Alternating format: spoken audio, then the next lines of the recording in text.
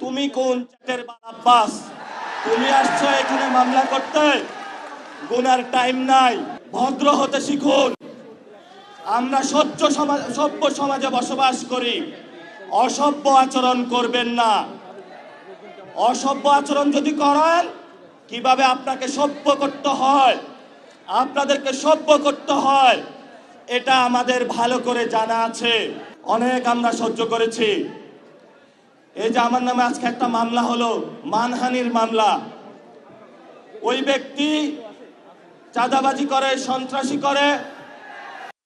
এমন লোকের কোনো মান থাকতে পারে না, যার মান আছে তারই তো মানহানি হয়।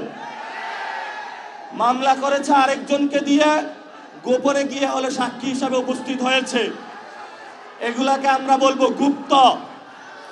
আপনি ঢাকা ৮-এ ফেল করেছেন, লিখে রাখুন জনাব আব্বাস। আপনাকে